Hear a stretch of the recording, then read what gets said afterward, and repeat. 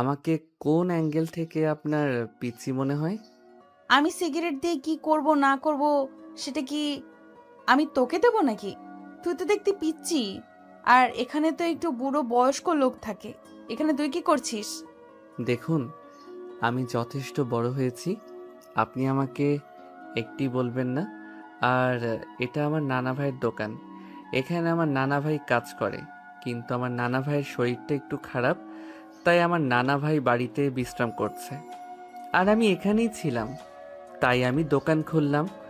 আচ্ছা ঠিক আছে, তোকে পিচ্ছি বলবো না। কিন্তু তোরা তো লেকচার শোনার সময় আমার নেই। তোকে আমি যেটা বলেছি সেটাই কর। তাড়াতাড়ি আমাকে একটা সিগারেট দিয়ে আমাকে এক্ষুনি ভার্সিটি যেতে হবে। আরে আপনি তো মেয়ে মানুষ, আর দেখতেও মাশাল্লাহ সুন্দরী। তাছাড়া আপনাকে দেখে মনে হচ্ছে আপনি যথেষ্ট ভদ্র ফ্যামিলির মেয়ে।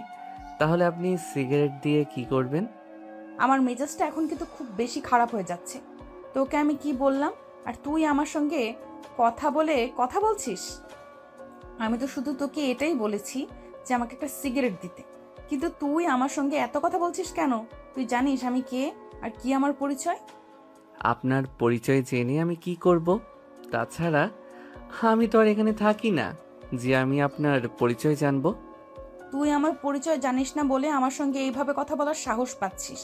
তুই যদি আমার পরিচয় জানতি তাহলে তুই কখনোই আমার সঙ্গে এইভাবে কথা বলতে পারতি না। এখন তুই আমাকে সিগারেট দিবি কিনা সেটাই বল। আমি কোনো মেয়ে মানুষের কাছে সিগারেট বিক্রি করতে পারবো না। আপনি এখন আসতে পারেন। এই কথাটা শোনা মাত্রই নেহার মেজাজ অনেক বেশি খারাপ হয়ে গেল। নেহা বুঝতেই পারল না এই ছেলেটা কেন তার সঙ্গে এরকম আচরণ করছে। সেই সঙ্গে সঙ্গেই নীলের গালে ঠাস ঠাস করে দুটো চড় বসিয়ে দিয়ে বলতে লাগলো। এই অসভ্য ইতর মার্কা বদমাইশ মার্কা ছেলে, তুই আমার সম্পর্কে কোনো কিছু না জেনেই আমার সঙ্গে এরকম আচরণ করেছিস। ঠিক আছে, আমি এখন তোকে কিছুই বললাম না। তবে আমি ভার্সিটি থেকে ফিরে আসি, তারপর তুই বুঝতে পারবি মজা। এই বলে নেহা সেখান থেকে চলে গেল। আর ওইদিকে নীল দাঁড়িয়ে দাঁড়িয়ে ভাবতে লাগলো এই মেয়েটা এরকম কেন, এটা মেয়ে নাকি অন্য কিছু। তাছাড়া যেরকম জোরে নীলের গালে দুটো থাপ্পড় মেরেছে, নীলের গালে একদম টকটকে লাল হয়ে গেছে। সকাল 11টার দিকে নীল দোকান বন্ধ করে বাড়িতে চলে গেল। নীলের গালে তখনও 5টা আঙ্গুলের ছাপ স্পষ্ট দেখা যাচ্ছে। নীলের আম্মু এটা দেখে দৌড়ে নীলের কাছে আসলো আর নীলকে বলতে লাগলো। আরে বাবা, কি হয়েছে তোর? এগুলো তোর গালে এভাবে কে চড় মেরেছে? আরে না আম্মু, কেউ আমার গালে চড় মারতে যাবে কেন? আসলে এই এলাকায় এত বেশি মশা আমার গালে কামড় দিয়েছিল, তাই আমি নিজেই মশা মারতে গিয়ে এই অবস্থা হয়ে গেছে। একদম আমার সঙ্গে মিথ্যা কথা বলার চেষ্টাও করবি না। আমি খুব ভালোভাবেই বুঝতে পারছি এটা অন্য কেউ মেরেছে। তুই আমাকে বল যে কে মেরেছে আর কার এত বড় সাহস যে আমার ছেলের গায়ে হাত তোলে। উফ আম্মু, তোমাকে বললাম তো, তুমি অযথাই টেনশন করছো। আমার কিছুই হয়নি, আমি একদম ঠিক আছি। এখানে মশাই কামড় দিয়েছিল। তুমি এখন যাও তো, আমার জন্য খাবার নিয়ে আসো। আমার খুব ক্ষুধা পেয়েছে, আমাকে এক্ষুনি কিছু খেতে হবে। এই বলে নীল সেখান থেকে পাশ কাটিয়ে চলে গেল। তারপর ফ্রেশ হয়ে এসে খাবার খেয়ে ঘুমিয়ে পড়ল। সেদিন বিকেলবেলা হঠাৎ বাড়ির উঠোনে কারোর চেঁচামেচিতে নীলের ঘুম ভেঙে গেল। চোখ কসলাতে কসলাতে সে বারান্দায় এসে দাঁড়ালো আর দেখতে পেল সকালবেলার সেই মেয়েটি। এই বুড়ো বুড়ো, তোর দোকানে সকালে কাকে বসিয়েছিলি? যার কাছে আমি সিগারেট চেয়েছিলাম সে আমাকে সিগারেটও দেয়নি। ও কি জানে নাকি আমি কে আর কি আমার পরিচয়? নেহার এরকম চিৎকার শুনে নীলের আম্মু বাড়ি থেকে বেরিয়ে আসে আর নেহাকে দেখে বলতে থাকে। এই মেয়ে, তোমাকে দেখে চেনা চেনা লাগছে। তুমি ওই আমাদের পাশের বাড়ির না? হ্যাঁ, আমি পাশের বাড়ির। কিন্তু এই বাড়ির বুড়োটা কোথায়? আমি ওর সঙ্গে কথা বলতে চাই। ওর দোকানে সকালবেলা কাকে বসিয়েছিল? যার কাছে আমি সিগারেট চেয়েছিলাম ও আমাকে সিগারেট দেয়নি। ও আচ্ছা, তাহলে আমি এতক্ষণে ব্যাপারটা বুঝতে পারছি। মেয়ে মানুষ হয়ে সিগারেট খাও, তোমার লজ্জা করে না? এই দেখুন, লজ্জা করবে কেন? আমি কি কাপড় চোপড় পরি না নাকি? যারা কাপড় চোপড় ছাড়া থাকে তাদের তো লজ্জা করে, আমার কেন লজ্জা করবে? আচ্ছা বিয়াদম মার্কা মেয়ে তো তুমি। তোমার বাবা মা তো এরকম ছিল না। তোমাদের ফ্যামিলি তো খুব ভদ্র ফ্যামিলি। ভদ্র ফ্যামিলি থেকে জন্ম নিছো তুমি। এটা তো বোঝাই যায় না তোমাকে দেখে। এরকম কেন তুমি? দেখুন, আপনি একদম আমার ফ্যামিলি নিয়ে কথা বলবেন না। আমার ফ্যামিলি যেমন ইচ্ছা তেমন, আর আমি আমার মতো। আমাকে আমার ফ্যামিলির মতো হতে হবে, এটা কি কোনো হাদিসে লেখা আছে নাকি? এটা তো কোনো হাদিসে লেখা নেই। তাহলে এইভাবে কেন কথা বলছেন? ফ্যামিলির মতো হতে হবে এটা কোনো হাদিসে লেখা নেই, কিন্তু ভদ্র ফ্যামিলির থেকে এরকম অভদ্র মেয়ে জন্ম নেই। আমি এটা আমার বাপের জন্মও দেখিনি। এই যে শোনেন, আপনার সঙ্গে ফালতু কথা বলার কোনো ইচ্ছে আমার নেই। এই বাড়ির বুড়োটা কোথায়? আমি তার সঙ্গে কথা বলতে চাই। ওনাকে ডেকে দিন। উনি এখানে আসতে পারবে না, ওনার শরীর খারাপ। উনি নিজের রুমে বিশ্রাম নিচ্ছেন। তুমি এখন এখান থেকে চলে যাও। আমি যখন ওনার সঙ্গে কথা বলতে এসেছি তখন কথা বলে তারপরে যাব। কথা বলা শেষ হওয়ার আগে আমি এখান থেকে এক পাও নড়ব না। এই বলে নেহা নীলের আম্মুকে পাশ কাটিয়ে বাড়ির ভেতরে ঢুকে গেল আর সোজা নীলের নানা ভাইয়ের রুমে চলে গেল। আর এতক্ষণ ধরে এগুলো নীল দাঁড়িয়ে দাঁড়িয়ে দেখছিল। আর তখনই নেহার সামনে এসে দাঁড়ালো। এই নিয়ে আপনি এখানেই দাঁড়ান, কি সমস্যা আপনার? আমি তো সেটাই বুঝতে পারছি না। আপনি সকালবেলা দোকানে ঝামেলা করলেন, এখন আবার এখানে এসে ঝামেলা কেন করছেন? তোর এত বড় সাহস, তুই এখন আবার আমার সামনে এসে দাঁড়িয়েছিস? সকালবেলার থাপ্পড় খেয়ে তোর লজ্জা হয়নি দেখছি। তোর কি আরো কিছু খাওয়া চাই নাকি? এবার আর থাপ্পড় খাবো না। এবার যদি কিছু খেতে হয় তাহলে অন্য কিছু খাবো, বুঝতে পেরেছেন? মানে? মানে আপনার যা বোঝার আপনি তাই বুঝে নেন। আমি আপনাকে এত মানে বুঝিয়ে বলতে পারবো না, বুঝতে পেরেছেন? আপনি এখন এখান থেকে আসুন। আর যদি আমি এখান থেকে না যাই তাহলে তুই কি করবি? তারপর আমাকে যা করতে হয় আমি তাই করব। সেই ব্যাপারে তো আর আমি আপনাকে কৈফিয়ত দেব না। ও আচ্ছা, তাই নাকি? আচ্ছা ঠিক আছে, তাহলে আমিও দেখতে চাই তুই কি করতে পারিস আর কি করার ক্ষমতা তোর আছে। কথাটা বলতে দেরি হলো, কিন্তু নীল তাকে কোলে তুলে নিতে এক মুহূর্তও দেরি করলো না। নীল তখনই তাকে কোলে তুলে নিল আর সোজা তার বাড়ির সামনে নিয়ে আসলো। আর তারপর বলল, এই নিন, এবার আপনাকে আপনার বাড়ি পর্যন্ত পৌঁছে দিয়েছি। নিজ দায়িত্বে বাড়ির ভেতরে চলে যান। তোকে তো আমি ওখানে আম্মু দাঁড়িয়েছিল তাই কিছু বলতে পারিনি। তবে আপনি মনে মনে এটা চিন্তা করবেন না যে এখনো আমি আপনাকে ছেড়ে দিয়ে কথা বলবো। এখন আপনি আমাকে একটা কথা বললে আমি আপনাকে 100টা কথা শোনাবো। তুই জানিস আমি কি আর কি আমার পরিচয়? আরে ম্যাডাম, আপনাকে তো আমি আরো আগেই বলে দিয়েছি কে আপনি আর কি আপনার পরিচয়। সেই সব জানার বিন্দুমাত্র আগ্রহ আমার নেই। এখন আমি আপনাকে আপনার বাড়ি পর্যন্ত পৌঁছে দিয়েছি। নিজ দায়িত্বে বাড়ির ভিতরে চলে যান। আর আপনি যদি সেটাও করতে না পারেন তাহলে আপনি বলুন, আমি আপনাকে আপনার বেডরুম পর্যন্ত পৌঁছে দিয়ে আসবো। তোর সাহস দেখে আমি অবাক না হয়ে পারছি না। তবে কোনো চিন্তা করিস না, আমি আমার বয়ফ্রেন্ডকে এক্ষুনি ফোন দিয়ে বলে দেব, আর তারপর তোর কি অবস্থা করে সেটা তুই দেখিস। ও মা গো, তাই নাকি? আচ্ছা ঠিক আছে, তাহলে আমি এক্ষুনি এখানে দাঁড়িয়ে অপেক্ষা করছি। আপনি আপনার বয়ফ্রেন্ডকে ফোন করুন। তুই এমন ভাবে কথা বলছিস যেন তুই আমার বয়ফ্রেন্ডকে চিনিস। চেনার জন্যই তো বলছি। প্লিজ আপনি তাড়াতাড়ি ফোন করুন। আপনার বয়ফ্রেন্ডকে দেখে আমি আমার চোখ দুটোকে ধন্য করি। আমার বয়ফ্রেন্ড এখানে থাকে না, আমার বয়ফ্রেন্ড ঢাকায় থাকে। মাফিয়া কিং নীল ইমতিয়াজের নাম নিশ্চয়ই শুনেছিস। নেহার এই কথা শুনে নীল হাসবে না কাঁদবে কিছুই বুঝতে পারছে না। কারণ নেহা যার কথা বলছে এই মানুষটা নীল নিজেই। নীলের আরেক নাম নীল ইমতিয়াজ। সবাই তাকে নীল বলেই ডাকে। তখনই নীল একটু শয়তানি মার্কা হাসি দিয়ে নেহাকে বলতে থাকে, ও মা, তাই নাকি? নীল ইমতিয়াজ ভাইয়া আপনার বয়ফ্রেন্ড? হ্যাঁ, কেন তোর কোনো সন্দেহ আছে নাকি? না, আমার কোনো সন্দেহ থাকতে যাবে কেন? এমনি বললাম আর কি। ভাবি, তাহলে আপনি তো মাফিয়ার বউ, আপনি কি লেডি মাফিয়া নাকি? হ্যাঁ, কেন? আমাকে দেখে কি তোর সেরকম মনে হয় নাকি? না মানে আসলে আমি যতদূর জানি নীল ইমতিয়াজ প্রেম তো অনেক দূরের কথা, মেয়েদের সঙ্গে খুব একটা কথাও বলে না। তাছাড়া তার নাম শুনেছি শুধু শহরের খুব বড়লোক মাপের মানুষেরাও তার চেহারা দেখেছে বলে আমার মনে হয় না। আর আপনি কিনা গ্রামে থেকে ওকে চিনেন আর ওর সঙ্গে প্রেম করেন? হ্যাঁ, সেটা কি তুই দেখতে পাচ্ছিস না নাকি? আমি গ্রামে থাকে বলে কি হয়েছে? আমি তো সবার সামনে শো অফ করতে পছন্দ করি না, তাই আমি আড়ালেই থাকি। ও আচ্ছা, তাই নাকি? তাহলে তো আপনি খুব ভালো মানুষ। আচ্ছা, আপনি একটা কাজ করতে পারবেন? আপনার বয়ফ্রেন্ডের সঙ্গে আমাকে একবার একটু দেখা করিয়ে দিতে পারবেন? ওনার সঙ্গে আমার একটু দরকার ছিল। আমার বয়ফ্রেন্ডের সঙ্গে আপনার কি দরকার সেটা আপনি আমার সঙ্গেই বলুন। আমি পারলে আপনাকে করে দেব, কিন্তু আমি কেন আপনাকে আমার বয়ফ্রেন্ডের সঙ্গে দেখা করিয়ে দিব? আমার বয়ফ্রেন্ড যাত্রার সঙ্গে দেখা করে না। কিন্তু ম্যাডাম, আমার ওনার সঙ্গে দরকার, আমার ওনাকেই বলতে হবে। প্লিজ, আপনি তো খুব ভালো মনের মানুষ, তাই আমাকে ওনার সঙ্গে একটু দেখা করিয়ে দিন। আমি আপনার কাছে চিরকৃতজ্ঞ থাকব। বললাম তো আমি আপনাকে আমার বয়ফ্রেন্ডের সঙ্গে দেখা করাতে পারবো না। আপনার যদি কোনো দরকার থাকে তাহলে আপনি আমার সঙ্গে বলতে পারেন, আমি আপনার সমস্যার সমাধান করে দেব, কিন্তু আমার বয়ফ্রেন্ড যার সঙ্গে ইচ্ছা তার সঙ্গে দেখা করে না।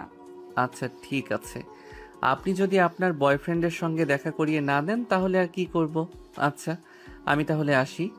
এই বলে নীল সেখান থেকে চলে আসে। অপরদিকে নেহা বাড়ির ভিতরে চলে যায়। আজ বাড়িতে আসতে মোটামুটি আধা ঘন্টার মতো লেট হয়েছে। এটা দেখে তার আম্মু তাকে প্রশ্ন করে। কি ব্যাপার নেহা, তুমি তো প্রতিদিন বিকেল 3টার মধ্যেই বাসায় পৌঁছে যাও কিন্তু আজ তো বিকেল 3:30 বেজে গেছে, তোমার এতক্ষণ লেট হলো কেন? আমি যাই কিছু করি না কেন, সব ব্যাপারে কি তোমাদের পরিচয় দিতে হবে নাকি? আমার তো বাইরে কোনো দরকার থাকতে পারে, আর সেই জন্য লেট হতে পারে, তাই বলে তোমাদের কাছে কৈফিয়ত দিতে হবে নাকি? এখানে কৈফিয়ত দেওয়ার কি আছে? আমি সেটাই বুঝতে পারলাম না। আমি তোমার আম্মু, আমি তোমাকে এইটুকু প্রশ্ন করতেই পারি, তুমি কেন এরকম করছো? একজন মানুষ নিজের প্রয়োজনেই বাইরে সময় কাটায়, প্রয়োজন ছাড়া কেউ কখনো বাইরে থাকে না, এটা তোমার বোঝা উচিত। এরপর নেহা তার আম্মুকে আর কোনো কথা বলার সুযোগ না দিয়ে সেখান থেকে নিজের রুমে চলে আসে। ড্রেস চেঞ্জ করে ফ্রেশ হয়ে মোবাইল টিপতে থাকে। তখনই হঠাৎ সে দেখতে পায় তার ফেসবুকে একটা ফেসবুক আইডি থেকে ফ্রেন্ড রিকোয়েস্ট এসেছে। সঙ্গে সঙ্গেই সে আইডিটাতে ঢুকলো। আইডিতে ঢুকে তো তার চক্ষু একদম চড়ক গাছ, কারণ সেই ফেসবুক আইডির নাম নীল ইমতিয়াজ। তার স্বপ্নের মানুষটা তাকে ফ্রেন্ড রিকোয়েস্ট পাঠিয়েছে, এটা সে ভাবতেই পারছে না। তখনই সে সঙ্গে সঙ্গে মেসেজ করলো। আপনি কি সত্যি সত্যি নীল ইমতিয়াজ বলছেন? হ্যাঁ, আপনার সঙ্গে আমার একটু কথা আছে, তাই আমি আপনাকে ফ্রেন্ড রিকোয়েস্ট পাঠিয়েছি। হ্যাঁ বলুন না, আপনি কি বলবেন? আপনি তো আমার স্বপ্নের সেই পুরুষ, যাকে নিয়ে আমি প্রতিদিন স্বপ্ন দেখি, যার কথা আমি সবার কাছে বলে বেড়াই। হ্যাঁ, আমি এই ব্যাপারেই আপনার সঙ্গে কথা বলতে চাই। আপনি আমার নাম বেচে খাচ্ছেন কেন বলেন তো? আপনি সবার কাছে বলে বেড়াচ্ছেন আমি নাকি আপনার বয়ফ্রেন্ড। আমি তো আপনাকে জীবনে কোনোদিন দেখিনি, তাহলে আপনি কেন করছেন এরকম? কেন আমার নাম বেচে খাচ্ছেন? না মানে আসলে বিষয়টা ওরকম নয়, আপনি একটু ঠান্ডা হন, আপনি আমার কথাগুলো বোঝার চেষ্টা করেন, আমি আপনাকে সব কিছু বুঝিয়ে বলছি। আমি কোনো কথা শুনতে চাই না। আপনার কোনো কথা শোনার ইচ্ছে আমার নেই। আমি আপনাকে লাস্ট বারের মতো ওয়ার্নিং দিচ্ছি, আপনি আর কখনো আমার নাম বেচে খাবেন না। আপনি তো নিশ্চয়ই আমার সম্পর্কে জানেন। আপনি যদি আর একবারও আমার নাম বলে কিছু করেছেন তাহলে আপনার এমন অবস্থা করব যেটা আপনি কল্পনাও করতে পারবেন না। এরপর নেহাকে আর কোনো কথা বলার সুযোগ না দিয়ে সঙ্গে সঙ্গেই ওই ফেসবুক আইডিটা অফলাইন হয়ে গেল। আর এদিকে নেহা মনে মনে ভাবতে লাগলো। হায় আল্লাহ, এটা কি হলো? এই মানুষটি কিভাবে জেনে গেল আমি তার নাম ব্যবহার করে যাচ্ছি? এখন কি হবে? এখন তো আর কেউ আমাকে ভয় পাবে না, সবাই তো মনে করতো নীল ইমতিয়াজ আমার বয়ফ্রেন্ড, সবাই আমাকে অনেক সম্মান করে আর ভয়ও পেত। কিন্তু এখন যদি সবাই জানতে পারে যে নীল ইমতিয়াজ আসলে আমার পরিচিত কেউ নয়, তখন কি হবে? এরপর দেখতে দেখতে আরো বেশ কয়েকদিন সময় চলে গেল। সেদিন নীল আর তার আম্মু শহরে চলে যাবে। তখনই হঠাৎ নেহার সঙ্গে দেখা হয়। নীল আর তার আম্মু বাড়ির সামনে এসে দাঁড়িয়েছে। তখনই নেহা সেদিক দিয়ে যাচ্ছিল। নীল তাকে ডেকে দাঁড় করালো আর বলতে লাগলো। এক্সকিউজ মি ম্যাডাম, আমরা চলে যাচ্ছি। আপনার সঙ্গে একটু কথা বলার ছিল। আমার এখন সময় নেই, আমি আপনার সঙ্গে কথা বলতে পারবো না। কেন ম্যাডাম, নীল ইমতিয়াজের সঙ্গে ব্রেকআপ হয়ে গেছে নাকি? এসব আপনি কি বলছেন? আপনি আমার ভালোবাসার মানুষের সঙ্গে আমার কেন ব্রেকআপ হয়ে যাবে? সে আমাকে নিজের জীবনের চাইতেও বেশি ভালোবাসে, সে কখনো আমার সঙ্গে ব্রেকআপ করবে না। তাহলে যে আমি আপনাকে বলেছিলাম আপনার বয়ফ্রেন্ডের সঙ্গে আমাকে একটু কথা বলিয়ে দিতে, সেটা আপনি করলেন না। আমি তো বলেছিলাম আপনার বয়ফ্রেন্ডের সঙ্গে আমার একটু দরকার আছে, কিন্তু আপনি তো এরপর আর আমার সঙ্গে দেখাই করলেন না। আমি তো আপনাকে বলেছি আপনার কি দরকার আপনি সেটা আমার সঙ্গে বলুন, আমি আমার বয়ফ্রেন্ডের সাথে কথা বলে আপনার সমস্যার সমাধান করে দেব। ম্যাডাম প্লিজ দেন না ওনার নাম্বারটা। আমি একবার নিজে ওনার সঙ্গে সরাসরি কথা বলে আমার সমস্যাটার সমাধান করতে চাই, প্লিজ। এই আপনি জানতো এখান থেকে, আপনার সঙ্গে অযথাই পেঁচাল করার কোনো সময় আমার নেই, আমি এখন যাচ্ছি। এই বলে নেহা সেখান থেকে চলে গেল। আর এদিকে নীল মুচকি মুচকি হাসতে লাগলো। এটা দেখে তার আম্মু বলতে লাগলো। কি ব্যাপার নীল, এই মেয়েটার সঙ্গে তুই কি ব্যাপারে কথা বলছিলি? আমি তো কিছুই বুঝতে পারলাম না। না আম্মু, সেরকম কোনো ব্যাপার না। আসলে উনি আমার সিনিয়র, ক্লাসে পড়াশোনা করেন, তাই পড়াশোনার ব্যাপারেই ওনার সঙ্গে একটু কথা বলছিলাম আর কি। কিন্তু আমার কেন জানি মনে হলো তুই অন্য কোনো বিষয় নিয়ে কথা বলছিলি। না আম্মু, একদমই সেরকম কোনো বিষয় নেই। এমনি চলো না যাওয়া যাক। এই বলে নীল তার আম্মুকে নিয়ে গাড়িতে উঠে বসে আর ঢাকার উদ্দেশ্যে রওনা দিল। ঢাকায় এসে পৌঁছাতেই সন্ধ্যা হয়ে গেল। নীল বাসে এসে প্রায়শ হয়ে শুয়ে লম্বা একটা ঘুম দিল। ঘুম ভাঙল রাত 11টায় তার মায়ের ডাকে। ঘুম থেকে উঠে রাতের খাবার খেয়ে তারপর আবারও বিছানায় চলে যায় আর মোবাইল টিপাটিপি করতে থাকে। তখনই হঠাৎ তার মনে পড়ল নেহার কথা। সে মনে মনে ভাবল একবার নেহার সঙ্গে একটু কথা বলে মজা নেওয়া যাক। তাই সে তখনই নেহার ফেসবুক আইডিতে এই ম্যাডাম, আপনাকে না বলেছিলাম আপনি আমার নাম বিক্রি করে খাবেন না? তারপরও আপনি আজ বাবার আমাকে নিয়ে একজনের সঙ্গে কথা বলেছেন। আরে আপনি সেটা জানলেন কি করে? আপনি কি আমার পেছনে গোয়েন্দা লাগিয়েছেন নাকি? কেউ যদি আমার নাম বিক্রি করে খেতে পারে তাহলে তার পিছনে ঘুরে তালা গান, ওটা তো খুব কঠিন কিছু নয়। এখন আপনি বলেন, আপনি কেন আমার নাম বিক্রি করে খাচ্ছেন? দেখুন প্লিজ, আপনি একটু শান্ত হন। আমি সবটা আপনাকে বুঝিয়ে বলছি। আসলে আমি তো গ্রামে থাকি, দেখতেও মাশাল্লাহ, তাই ছেলেরা সব সময় আমাকে বিরক্ত করতেই থাকে। আর তখনই আমি আপনার ব্যাপারে একজনের কাছ থেকে জানতে পারি, তাই আমি সবার কাছে বলে বেড়াই যে আপনি আমার বয়ফ্রেন্ড। কোনো ছেলে যখন আমাকে বিরক্ত করতে আসে আর যখন সে জানতে পারে আপনি আমার বয়ফ্রেন্ড, তখন আমাকে আর বিরক্ত করে না, সেখান থেকে সোজা পালিয়ে যায়। কিন্তু এখন যদি আমি আপনাকে বলি এতদিন ধরে আমার নাম বেঁচে খাওয়ার জন্য এখন আপনাকে পানিশমেন্ট পেতে হবে, তখন আপনি কি করবেন? না প্লিজ, আপনি আমার সঙ্গে এরকমটা করবেন না। আমি না বুঝে এরকম করে ফেলেছি, আর কখনোই এরকম করব না। প্লিজ আপনি আমাকে ক্ষমা করে দিন। না ডার্লিং, সেরকমটা হবে না। তুমি যখন ভুল করেছো তখন ভুলের মাসুল তোমাকে দিতেই হবে। পানিশমেন্ট তোমাকে পেতেই হবে। পানিশমেন্ট পাওয়া ছাড়া তোমার আর কোনো পথ খোলা নেই। প্লিজ আপনি আমাকে ক্ষমা করে দিন। আমি আর কখনোই এরকম করব না, এই যে আপনাকে কথা দিচ্ছি। আপনার কথাই তো আমার সেরকম কোনো লাভ হবে না, তাই আমি ঠিক করেছি। আপনি যখন সবার কাছে বলে বেরিয়েছেন যে আমি আপনার বয়ফ্রেন্ড, তাই আমি আপনাকে আমার গার্লফ্রেন্ড বানাতে চাই। শুধু গার্লফ্রেন্ড বললে ভুল হবে, আমি আপনাকে আমার বউ বানাতে চাই। না, দয়া করে আপনি এরকমটা করবেন না। আপনার মতো মাফিয়ার আর বউ হওয়ার কোনো ইচ্ছা আমার নেই। প্লিজ আপনি আমাকে ক্ষমা করে দিন। আপনি কোনো দিনও ক্ষমা পাবেন না। আপনাকে আমার বউ হতেই হবে। এরপর নেহাকে আর কোনো কথা বলার সুযোগ না দিয়ে নীল ডাটা অফ করে অফলাইন হয়ে গেল আর বিছানায় শুয়ে ঘুমিয়ে পড়ল। আর এদিকে নেহা মনে মনে ভাবতে লাগলো, হায় আল্লাহ, এটা আমি কি করলাম? নিজের কালকে নিজেই নিয়ে আসলাম, নিজের বিপদ নিজেই ডেকে আনলাম। কেন আমি এরকমটা করতে গেছিলাম? এখন কি আমাকে সত্যি সত্যি ওই মাফিয়ার বউ হতে হবে? তাহলে তো আমার জীবনটাই বরবাদ হয়ে যাবে। এইসব ভাবতে ভাবতেই আরো 2 দিন চলে গেল। সেদিন হঠাৎ করেই নেহার বাসার সামনে কুরিয়ার অফিস থেকে একজন লোক আসলো। আপনাদের বাড়ির ঠিকানা দিয়ে নেহার নামে একজনের কাছে এই পার্সেলটা এসেছে। আমি ওর আম্মু। আমার মেয়েকে আবার কে পার্সেল পাঠালো? কে পাঠিয়েছে তার নাম ঠিকানা তো এখানে কিছু লেখা নেই, তবে এখানে আপনাদের বাড়ির ঠিকানা দেওয়া আছে আর আপনার মেয়ের নাম লেখা আছে। আপনার মেয়েকে বলুন পার্সেলটা রিসিভ করতে, আর আবার আমার কাজ আছে, যেতে হবে। আচ্ছা ঠিক আছে, আপনি এখানে দাঁড়ান, আমি আমার মেয়েকে ডেকে দিচ্ছি। এই বলে নেহার আম্মু সেখান থেকে বাড়ির ভিতরে চলে গেল। নেহা তখন নিজের রুমে বসে পড়াশোনা করছিল। নেহার আম্মু নেহার রুমে গিয়ে নেহাকে বলতে লাগলো, নেহা, কেউ একজন তোমার নামে একটা পার্সেল পাঠিয়েছে, কিন্তু কে পাঠিয়েছে তার নাম ঠিকানা কোনো কিছুই দেওয়ার নেই। রাইডার তোমাকে পার্সেল দিতে এসেছে, বললো পার্সেল রিসিভ করতে। আরে আমাকে আবার কে পার্সেল পাঠাবে? আমি তো সেটাই বুঝতে পারছি না। আচ্ছা ঠিক আছে, তুমি যাও, আমি দেখছি। এই বলে নেহা রুম থেকে বের হয়ে বাড়ির বাইরে আসে আর দেখে রাইডার দাঁড়িয়ে আছে। তখন সে রাইডারের কাছে জিজ্ঞাসা করে, দেখুন, আমার মনে হয় আপনি জানেন এই পার্সেলটা কে পাঠিয়েছে, তাই আমাকে একটু বলুন কে পাঠিয়েছে। আমি জানলে অবশ্যই আপনাকে বলতাম। আমি সত্যিই জানি না এই পার্সেলটা আপনাকে কে পাঠিয়েছে।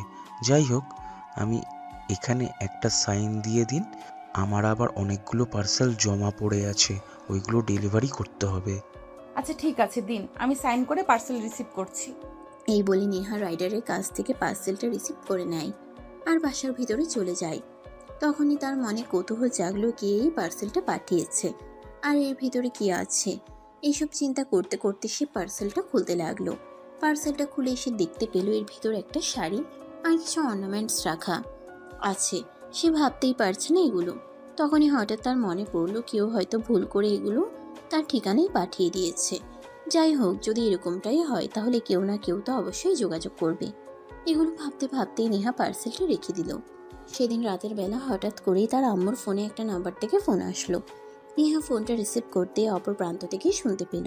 Hello my dear sweet heart, আমার গিফট তোমার পছন্দ হয়েছে? কে আপনি আর কিসের গিফটের কথা বলছিলাম যে সেটাই বুঝতে পারছি না। ও সুইট হার্ট, আমি সেই তোমার কল্পনার বয়ফ্রেন্ড। আমি তোমার জন্য আজ একটা শাড়ি আর কিছু অর্নামেন্টস গিফট পাঠিয়েছি। তুমি কি সেগুলো পেয়েছো কিনা এটাই জানতে চেয়েছি। ও, তার মানে এই জিনিসগুলো আপনি আমাকে পাঠিয়েছেন? হ্যাঁ, এগুলো আমি তোমাকে পাঠিয়েছি আর এগুলো কাল পড়বে আর তারপর আমাকে ছবি পাঠাবে। আমি দেখতে চাই তোমাকে দেখতে কেমন। আমি অচেনা অজানা কারোর গিফট নিই না। আর আমি এটা রিসিভ করেছি, কিন্তু তার মানে এই নয় যে আমি এটা ব্যবহার করব। আমি এটা কোনোদিনও ব্যবহার করব না। আপনি আপনার ঠিকানা দিন, আমি এটা আপনাকে রিটার্ন করতে চাই। ও মা, তুমি এমন কথা বলছো কেন? আমি না তোমার বয়ফ্রেন্ড, আর বয়ফ্রেন্ডের দেওয়া গিফট কেউ কখনো ফিরিয়ে দেয় নাকি? তুমি কাল এগুলো পড়বে আর এগুলো পড়ে তারপর আমাকে ছবি তুলে পাঠাবে। এটাই আমার শেষ কথা। আচ্ছা, আপনি আমাকে একটা কথা বলুন, আপনি আমার নাম্বার কোথায় পেয়েছেন? নাম্বার পাওয়া খুব কঠিন কিছু নয়। আমি যেখানে তোমার ফেসবুক আইডি জোগাড় করতে পেরেছি সেখানে তোমার নাম্বার পাওয়াটা কি আমার জন্য খুব কঠিন কিছু? যাই হোক, তোমাকে যেটা বলেছি সেটাই করবে। কাল আমার দেওয়া গিফটগুলো পড়ে তারপর আমাকে ছবি পাঠাবে। আমি আপনাকে বললাম না আমি অপরিচিত কারোর কাছ থেকে দেওয়া কোনো কিছু ব্যবহার করি না। দেখো, তুমি কিন্তু আমার সম্পর্কে ডিটেলসের সব কিছুই জানো, তাই এমন কিছু করবে না যাতে আমি প্রচণ্ড পরিমাণে ক্ষেপে যাই। আর যদি আমি ক্ষেপে যাই তাহলে এর পরিণাম কি হবে সেটা কিন্তু তুমি আন্দাজ করতে পারছো। সো যা করবে চিন্তা ভাবনা করে করবে। এই বলে নীল ফোনটা কেটে দিল আর নেহা মনে মনে ভাবতে লাগলো। কেন নিজে নিজেই খাল কেটে কুমির আনতে গেলাম? যদি সবার সঙ্গে এরকম কথা না বলতাম তাহলে তো আর আজ আমাকে এই বিপদে পড়তে হতো না। যাই হোক, যা হয় দেখা যাবে। এই বলে নেহা ফোনটা রেখে নিজেরই কাজ করতে থাকে। পরের দিন দুপুর 2টার দিকে নেহার নাম্বারে একটা মেসেজ আসে। কি ব্যাপার সুইটার, তোমাকে না বলেছিলাম আমার পাঠানো শাড়িটা পরে ছবি পাঠাতে, কিন্তু তুমি এটা করলে না কেন? আমি তোমাকে 1 ঘন্টা সময় দিচ্ছি, এই 1 ঘন্টার মধ্যে আমাকে ছবি পাঠাবে। তা না হলে কিন্তু আমি নিজেই তোমার বাসা পর্যন্ত চলে আসব। আর তারপর কি হবে সেটা আশা করি না বললেও চলবে। মেসেজটা দেখে নেহার মনে অনেকটা ভয় কাজ করতে লাগলো। এই ছেলেটা যদি সত্যি সত্যি নেহার বাসায় চলে আসে তাহলে কি হবে। তাই সে তাড়াহুড়ো করে ওই শাড়িটা পরে নিল আর তারপর রেডি হয়ে বাড়ির বাগানের দিকে চলে গেল ছবি ওঠানোর জন্য। আর তারপর বেশ কয়েকটা ছবি উঠিয়ে ওই নাম্বারে হোয়াটসঅ্যাপ করে দিল। তখনই নীল তাকে মেসেজ দিল। বাহ, অপসরিটাকে তো শাড়ি পরলে ভালোই লাগে। আমি সত্যি বলছি, তোমাকে বউ বানাতে পারলে আমার খুব ভালো লাগবে। প্লিজ আপনি আমাকে ছেড়ে দিন না। আমি আপনার মতো গুন্ডা মাস্তানের বউ হতে চাই না। তাছাড়া আমার আব্বু আম্মু কোনোদিন আপনার মতো মাস্তানের সঙ্গে আমাকে বিয়ে দিবে না। দেখো, তুমি যখন আমার সম্পর্কে আহ, জানো তখন আমি কি করতে পারি আর কি করতে পারি না সে সম্পর্কেও খুব ভালো করে জানো। তাই প্লিজ আমার সঙ্গে ঝামেলা করো না। তোমায় ভালোবেসে ফেলেছি যে ভালোবাসার মানুষকে ভুলে যাওয়া কি এতটাই সহজ নাকি? আজ না হোক কাল তোমাকে আমি আমার বউ বানিয়েই ছাড়বো। এই বলে নীল নেহার সঙ্গে কথা বলা শেষ করে ফোন রেখে দেয়। অপরদিকে তখনই নীলের আম্মু নীলকে ডাকতে থাকে। এই নীল, কোথায় তুই? একবারে তাড়াতাড়ি এদিকে আয় তো। আম্মু বলো কি হয়েছে? তুমি এভাবে তাড়াহুড়ো করে আমাকে ডাকছো কেন? বিশাল একটা ঝামেলা হয়ে গেছে। আসলে তুই তো জানিস আমাদের পাড়ার তোর রফিক চাচার মেয়ের বিয়ে ছিল আজকে, কিন্তু মেয়েটাকে অন্য একটা ছেলে ভালোবাসে আর এখন ওই ছেলেটা ওই বাড়িতে এসে ঝামেলা করছে। এসব তুমি কি বলছো? আচ্ছা ঠিক আছে, তুমি আমাকে এটা বলেছো, মেয়েটাও কি ওই ছেলেটাকে ভালোবাসে নাকি? আরে না রে বাবা, ওইরকম কোনো ব্যাপার না। আসলে ছেলেটা একটু ফাজিল টাইপের বলতে পারিস। মেয়েটা যখন ভার্সিটিতে যেত মেয়েটাকে ডিস্টার্ব করতো। মেয়েটা ওই ছেলেটাকে একটুও পছন্দ করে না। আর বলতে পারিস ওই কারণেই সে তোর বাবার পছন্দ করা ছেলেকে বিয়ে করে নিচ্ছে। তাছাড়া এইটা তো আমাদের পাড়ার সবাই জানে। এই মেয়ে পড়াশোনায় খুবই ভালো। পড়াশোনা করে একটা চাকরি বাকরি করার ইচ্ছে ছিল, কিন্তু এই ছেলেটার অত্যাচারে অতিষ্ঠ হয়ে মেয়েটা বিয়ে করতে চলছে। কিন্তু এখানে এসেও ঝামেলা শুরু হয়ে গেছিল। ও আচ্ছা, এই ব্যাপার। এটা তো তোমরা আমাকে আরো আগে বললেই পারতে, তাহলে তো কবে এই ঝামেলার সমাধান হয়ে যেত। আচ্ছা ঠিক আছে, প্রবলেম নেই, তুমি নিশ্চিন্তে থাকো। আমি ওখানে যাচ্ছি, সমস্যার সমাধান করে তারপরেই ফিরবো। এই বলে নীল বাসা থেকে বের হয়ে গেল সোজা তাদের পাশের বাড়িতে। সেখানে গিয়ে সে দেখতে পেল সত্যি সত্যি ওরকম ঝামেলা হচ্ছে। তখনই নীল ওই ছেলেটার কাছে গেল আর ছেলেটাকে উদ্দেশ্য করে বলল, এই বিজয়, কি সমস্যা তোর? তুই এখানে ঝামেলা করছিস কেন? দেখ নীল, আমি খুব ভালো করেই জানি তুই এখানে কেন এসেছিস। আমি তোকে রিকোয়েস্ট করে বলছি, তুই এখান থেকে চলে যা। আমার ব্যক্তিগত ব্যাপারে নাক গলাতে আসিস না। দেখ, আমার নাথ যখন আছে তখন তো সেটা বলতেই পারে। এটা যে তোর, আমি বাধা দিয়ে রাখতে পারি না। এখন তোকে যেটা জিজ্ঞাসা করছি তুই আমাকে সেটাই বল। তুই এখানে কেন এসেছিস? আর এখানে ঝামেলাই বা কেন করছিস? আমার ভালোবাসার মানুষের অন্য একটা মানুষের সঙ্গে বিয়ে হয়ে যাচ্ছে, এখানে আমি ঝামেলা করব না তো কি করব? তুই কি তোর ভালোবাসার মানুষকে নিজের ইচ্ছায় অন্য একজনের হাতে তুলে দিবি নাকি? তুই রূপাকে ভালোবাসিস, তাই তো? আচ্ছা ঠিক আছে, তুই চল আমার সঙ্গে। রূপা যদি বলে সেও তোকে ভালোবাসে, তাহলে আমি নিজে দাঁড়িয়ে থেকে তোদের দুজনের বিয়ে দেব।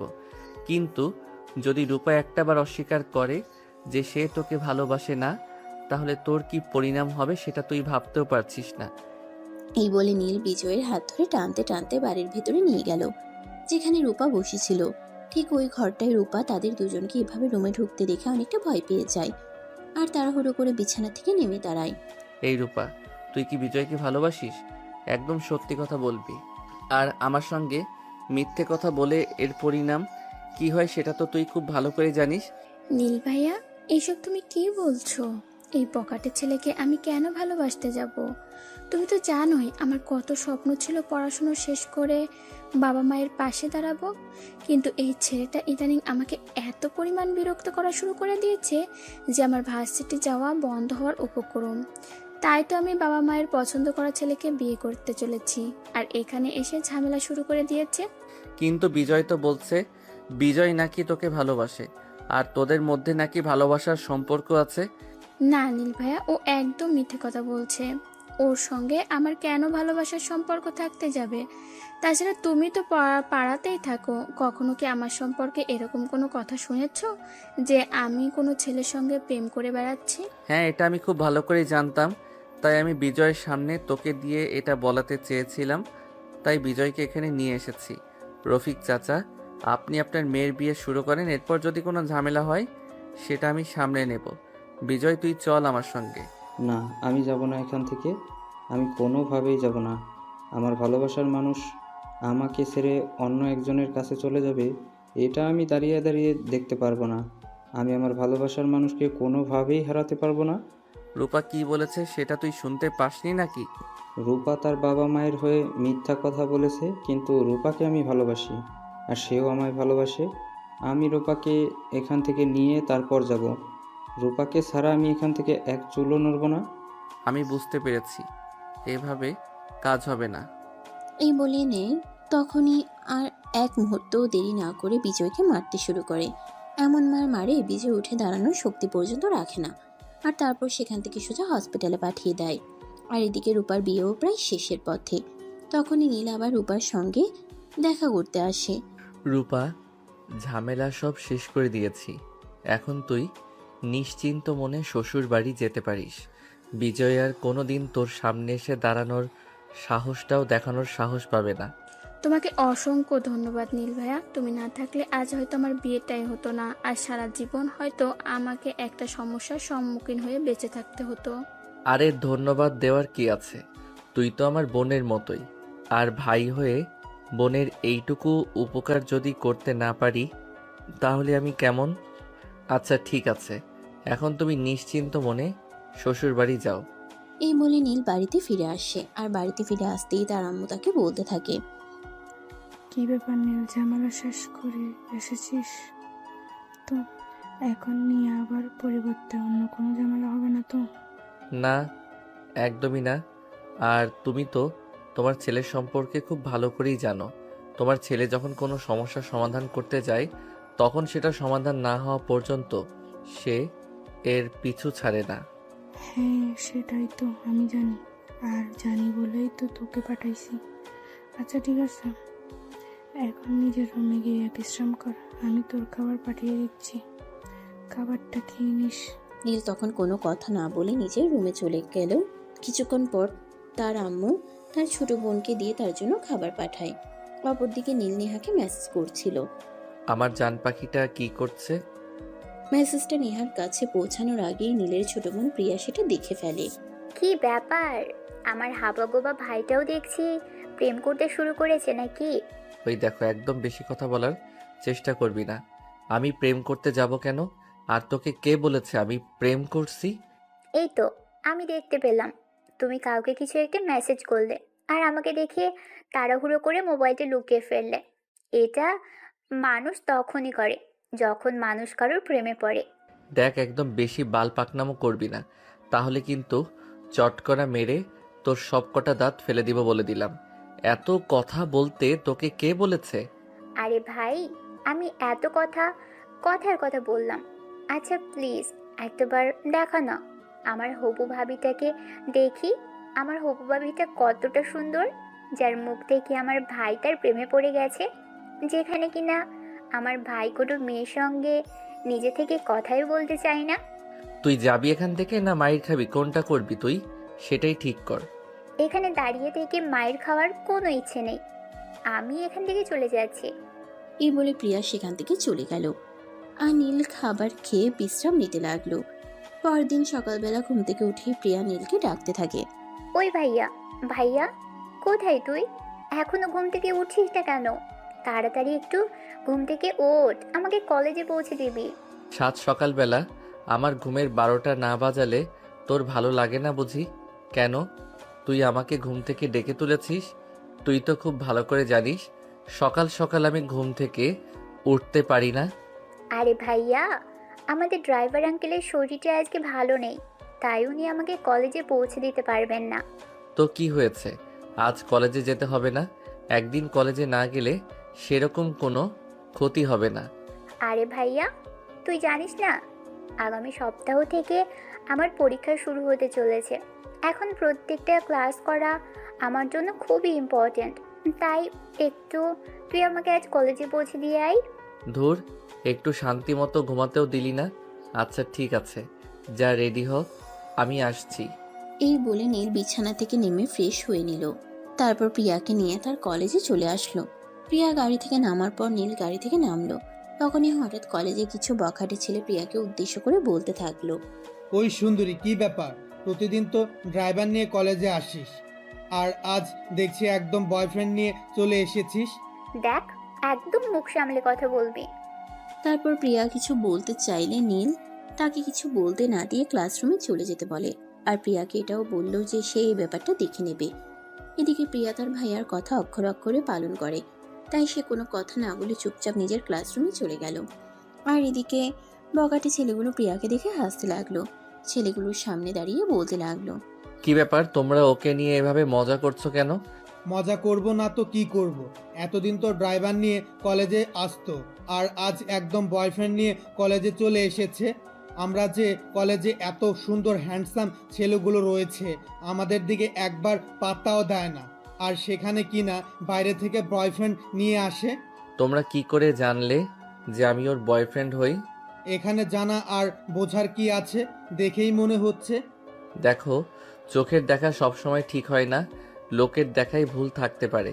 তাই আমি তোমাদেরকে একটু ওয়ার্নিং দিয়ে যাচ্ছি, কোনো মেয়েকে ইফটিজিং করার আগে বুঝে নিবে এটা তার বয়ফ্রেন্ড নাও হতে পারে।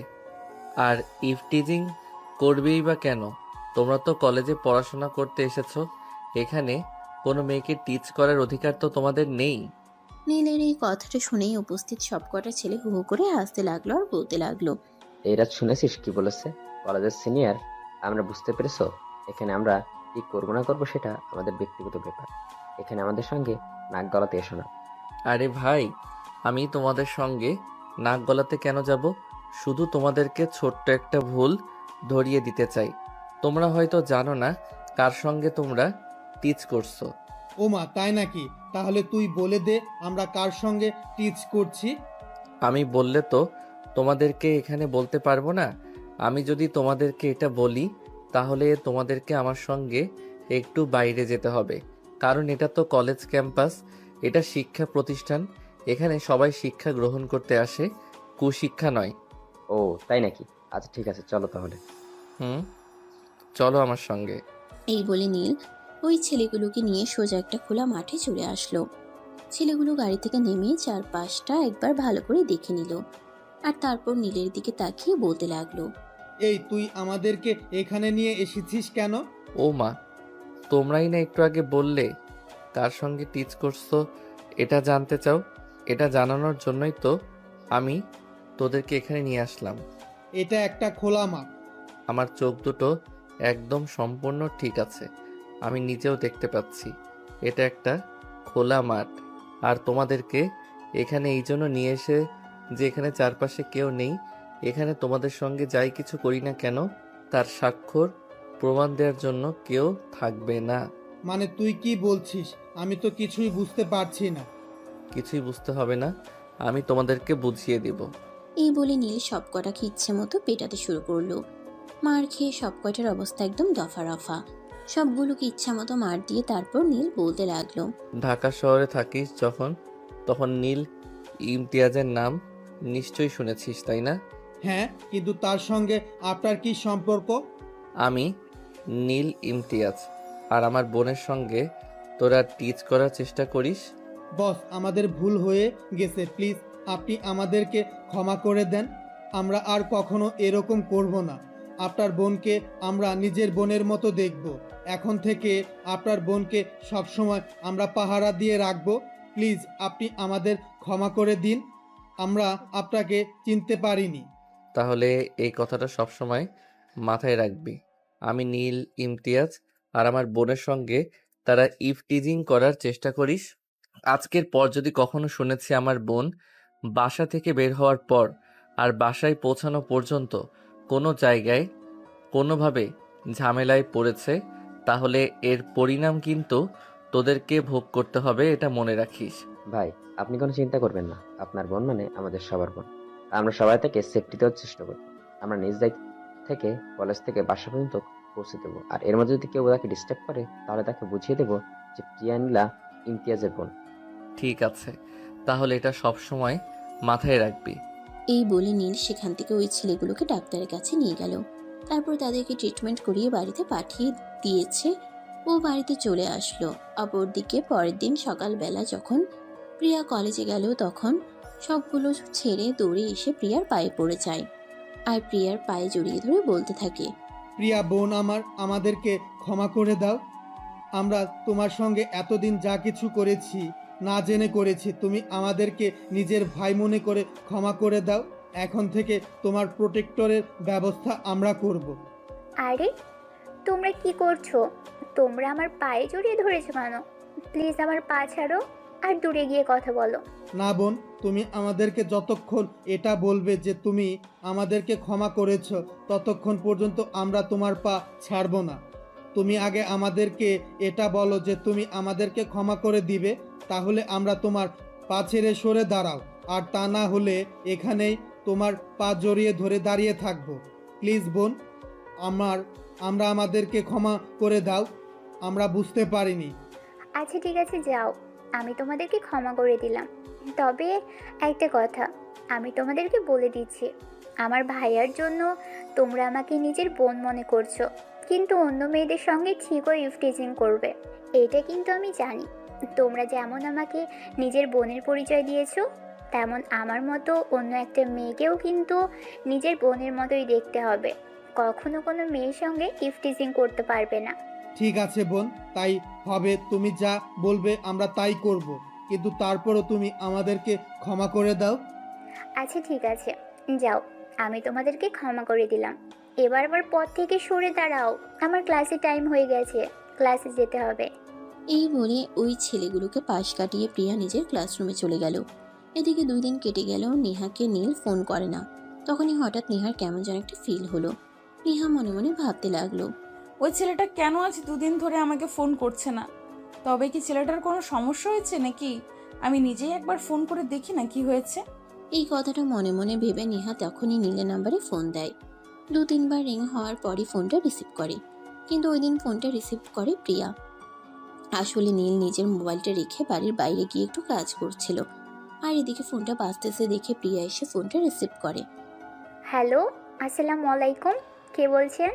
আমি নেহা বলছি। এই ফোনটা যার, সে কোথায়? ভাইয়া তো বাড়ির বাইরে একটু কাজ করছে, কিন্তু আপনি কে? আপনাকে তো আমি চিনতে পারলাম না। ইনফ্যাক্ট এই নামে আমার ভাইয়ার পরিচিত কেউ আছে সেটাও তো আমার জানা নেই। তখনই নেহার মনে একটা দুষ্ট বুদ্ধি এঁটে গেল। তখনই সে প্রিয়াকে উদ্দেশ্য করে বলতে লাগলো, ওমা, তাই নাকি? তুমি আমাকে চিনতে পারোনি? আমি তোমার ভাইয়ার হবু বউ, মানে তোমার হবু ভাবি বলছি। ও, তার মানে আমার ধারণাই সঠিক, ভাইয়া লুকিয়ে লুকিয়ে তোমার সঙ্গে কথা বলে। হ্যাঁ, তুমি একদম ঠিক কথাই বলেছো। তোমার ভাইয়া লুকিয়ে লুকিয়ে আমার সঙ্গে কথা বলে। আচ্ছা, তুমি আমাকে একটা কথা বলো তো, তোমার ভাইয়া কি আসলেই মাস্তান? মানে আমি নীল ইমতিয়াজের কথা বলছি। হ্যাঁ, একদমই তাই। কিন্তু তুমি কি আমার ভাইয়ার ব্যাপারে কোনো কিছু জানো না নাকি? আই মিন, তুমি যে কোনো কিছু না জেনে ভাইয়ের সঙ্গে সম্পর্ক করেছো নাকি? না, আসলে সেই রকম কোনো ব্যাপার না। আমি তাহলে ফোনটা রাখছি। এই বলে ফোনটা কেটে দেয়। আর সে মনে মনে ভাবতে থাকে, তবে কি সে সত্যি সত্যি ইমতিয়াজের সাথে কথা বলছিল এতদিন ধরে? যদি এই ছেলেটা সত্যি সত্যি নীল ইমতিয়াজ হয়ে থাকে, তাহলে তো তার কপালটাই গেল। এই ছেলে তো 24 ঘন্টায় তার উপরে নজর রাখছে। তাহলে কি হতে চলেছে তার সঙ্গে? তো ভিউয়ার্স, চলুন কথা না বাড়িয়ে গল্পে ফিরে আসি। এদিকে নীল তার কাজ শেষ করে নিজের রুমে আসে, আর কখন এসে ফোনটা হাতে নেয়। ফোনটা হাতে নিয়েই দেখে নেহা তাকে ফোন করেছিল, আর কেউ একজন রিসিভ করে কথা বলেছে। তখনই তার মনে অজানা এক বল কাজ করতে থাকে। কে এই ফোনটা রিসিভ করেছে, আর কে নেহার সঙ্গে কথা বলেছে? এই কথার চিন্তা করতে করতে এসে তার বোন প্রিয়াকে নিজের রুমে ডেকে নিয়ে আর বলতে থাকে, আমার ফোনে কেউ একজন ফোন করেছিল। এই ফোনটা কে রিসিভ করেছে? তোমার ফোনে কে ফোন করেছে আর কে রিসিভ করেছে এটা আমি কি করে জানবো? তোমার ফোন সবসময় তোমার সঙ্গেই থাকে, তাহলে তুমি এই কথা আমাকে কেন জিজ্ঞেস করছো?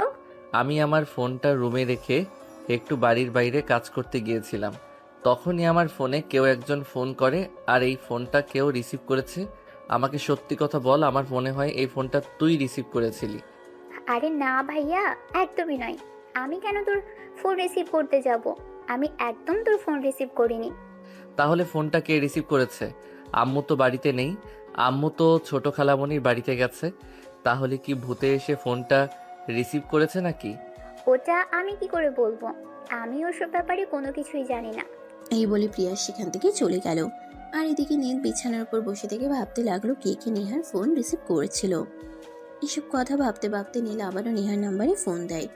কয়েকবার ফোন হওয়ার পর নেহা ফোনটা রিসিভ করে আর বলতে থাকে, কি ব্যাপার, আপনি আমাকে ফোন করেছেন কেন? কেন? ভালোবাসার মানুষটাকে ফোন করতে কারণ লাগে নাকি? দেখুন, আমি আপনার ভালোবাসার মানুষ নই, আর আপনার ভালোবাসার মানুষ হওয়ার কোনো ইচ্ছেও আমার নেই। আপনার মতো মাস্তান কোনোদিন কোনো মেয়ের ভালোবাসার মানুষ হতে পারে না, আর আপনার মতো মাস্তানকে কোনো মেয়ে কোনো দিন নিজের ভালোবাসার মানুষ বানাতেও চাইবে না। আপনি প্লিজ আমার জীবন থেকে সরে যান। আমার জীবনটা অনেক সুন্দর, আমি আমার এই সুন্দর জীবনটাকে নরকে পরিণত করতে চাই না। এই বলে নেহা ফোনটা কেটে দেয়। তারপর চলে গেল বেশ কিছুদিন। এদিকে দেখতে দেখতে নেহার অনার্স ফাইনাল ইয়ারের পরীক্ষা শুরু হতে চলেছে, কিন্তু নেহার এবারের পরীক্ষার প্রস্তুতি খুব একটা ভালো নয়। এইসব চিন্তা করতে করতেই নেহা বাসার ছাদে দাঁড়িয়ে সিগারেট খাচ্ছে। তখনই হঠাৎ ফোনটা বেজে ওঠে। নেহা মোবাইলটা হাতে নিয়ে দেখে নীল তাকে ফোন করেছে। আর এদিকে নেহার এমন মেজাজ খারাপ হচ্ছে, এটা বলে বোঝানোর মতো না। একটা মানুষকে বারবার অ্যাভয়েড করার পরও কেন ছ্যাঁচড়াইয়ের মতো পেছনে পড়ে আছে। এইসব চিন্তা করতে করতে নেহা ফোনটা রিসিভ করে। আর ফোনটা রিসিভ করতে অপর প্রান্ত থেকে নীল বলতে থাকে, কি ব্যাপার সুইটার, ফোন রিসিভ করতে এত দেরি করলে কেন? আমার ইচ্ছে হয়েছে তাই। আর আমি কেন ফোন দেরিতে রিসিভ করেছি সেটার কৈফিয়ত কি আমার আপনাকে দিতে হবে নাকি? এইভাবে কেন বলছো? ভালোবাসার মানুষের সাথে কেউ এভাবে কথা বলে না জান। ভালোবাসার মানুষকে ভালোবেসে কথা বলতে হয়। যাই হোক, আমার মনে হয় তুমি স্মোক করছিলে। হ্যাঁ, আমি স্মোকিং করি। তাতে কি আপনার কোনো সমস্যা আছে? সমস্যা থাকলে আপনি আমাকে ফোন করবেন না। তোমার নিঃশ্বাস এই শব্দ শুনেই বুঝতে পারছিলাম তুমি স্মোক করছো। তুমি স্মোক করো, তাতে আমার কোনো সমস্যা নেই, কিন্তু আমার কাছে যখন থাকবে তখন কিন্তু এসব করা একদম চলবে না। তুমি যখন আমার কাছে চলে আসবে তখন তোমাকে এসব স্মোক করা ছেড়ে দিতে হবে। আপনার কাছে তো আমি চাচ্ছি না, তাহলে স্মোক করা ছাড়ার কথা আসছে কোথা থেকে? তোমাকে আসতে হবে না, আমি নিজে গিয়েই তোমাকে নিয়ে আসবো জান। আচ্ছা যাই হোক, বাদ দাও ওসব কথা। আমি শুনলাম আগামীকাল থেকে নাকি তোমার ভার্সিটির এক্সাম। তো এক্সাম প্রিপারেশন কেমন নিয়েছো? আমার এক্সামের প্রিপারেশন যেরকমই হোক না কেন, সেটা জেনে তো আপনার কোনো লাভ নেই। ও মা, তুমি আমার সঙ্গে এভাবে কেন কথা বলছো? তুমি আমার 10টা না 5টা না একটা মাত্র জানেমান। তোমার ব্যাপারে সব কিছু খোঁজ খবর তো আমাকে নিতেই হবে। দেখুন, এখন কিন্তু আমার খুব বেশি মেজাজ খারাপ হয়ে যাচ্ছে। দয়া করে এসব ফালতু কথা বলা থেকে দূরে থাকুন, আর আমাকে একটু শান্তিতে আমার মতো বাঁচতে দিন। কিন্তু আমি তো তোমাকে আমার কাছে নিয়ে আসতে চাই। এ রাখেন তো আপনার ফালতু কথা। আপনার ফালতু কথা শুনতে আমার একদমই ইচ্ছে করছে না। আপনি দয়া করে আমাকে আর ফোন মেসেজ কিছুই দেবেন না। এতদিন যা করেছি তার জন্য আমি খুবই দুঃখিত। তার জন্য আমি আপনার কাছে ক্ষমা চাইছি। আপনি পারলে আমাকে ক্ষমা করে দেবেন, আর না পারলে আমাকে ফোন মেসেজ করা থেকে বিব্রত থাকবেন। এই বলে নীলকে আর কোনো কথা বলার সুযোগ না দিয়ে নেহা ফোনটা কেটে দেয়। এরপর চলে গেল আরও কয়েকদিন। ইতিমধ্যে নেহার পরীক্ষা শুরু হয়ে গেছে। নেহা ভার্সিটি থেকে বাসায় ফিরে আসছে, তখনই হঠাৎ একটা ছেলে তার কাছে আসলো আর বলতে লাগলো, আসসালামু আলাইকুম আপু, আপনার জন্য একটা পার্সেল আছে। ওয়ালাইকুম আসসালাম। আমার জন্য আবার কে পার্সেল পাঠাবে? আমাকে পার্সেল পাঠানোর মতো কেউ নেই। আপনি হয়তো ভুল ঠিকানায় এসেছেন। না আপু, একদমই নয়, আমি একদম ঠিক ঠিকানা এসেছি। আর এখানে আপনার একটা ছবিও দেওয়া আছে, যাতে আমি আপনাকে চিনতে ভুল না করি। তাই আমার ভুল হওয়ার কোনো চান্সই নেই। এই দেখুন, আপনার জন্যই পাঠানো হয়েছে। আরে ভাই, আমি এত দেখাদেখি করতে পারবো না। আমি আপনাকে বললাম না আমাকে পার্সেল পাঠানোর মতো কোনো মানুষ নেই, তাই আমি আপনার এই পার্সেল নিতে পারবো না। আপনি পার্সেলটা যেখান থেকে এনেছেন সেখানে ফেরত পাঠিয়ে দিবেন। না আপু, আমি সেরকমটা করতে পারবো না, কারণ যে এই পার্সেলটা পাঠিয়েছে সে যদি জানতে পারে আমি আপনাকে পার্সেলটা দেইনি, তাহলে আমার সঙ্গে খারাপ কিছু হয়ে যাবে। তাই আমি কোনো রিস্ক নিতে চাই না। এই ধরুন আপনার পার্সেল। এই বলে ছেলেটা পার্সেলটা নেহার হাতে ধরিয়ে দিয়ে সেখান থেকে দূরে চলে গেল। নেহা কিছুই বুঝতে পারছে না। তারপরও তার মনে মনে কেন যেন মনে হচ্ছে এই পার্সেলটা নীল পাঠিয়েছে। তাই সে পার্সেলটা নিয়ে বাড়িতে চলে গেল। নিজের রুমে গিয়ে পার্সেলটা খুলতেই দেখতে পেল ওতে একটা আইফোন 16 প্রো ম্যাক্স। মোবাইলটা আনবক্স করে অন করলো, আর সঙ্গে সঙ্গে একটা মেসেজ আসলো। আমি জানি তুমি আমার সঙ্গে রাগ করে তোমার ফোন ভেঙে ফেলেছো, তাই তোমার জন্য এই ছোট্ট উপহার। দয়া করে আমার সঙ্গে অভিমান করে থেকো না। আমি তো তোমায় অনেক বেশি ভালোবাসি। তোমাকে ছাড়া থাকতে আমার খুব কষ্ট হয়। মেসেজটা পড়া শেষ করতে না করতেই আরেকবার ফোন আসলো। নেহা ফোনটা রিসিভ করে।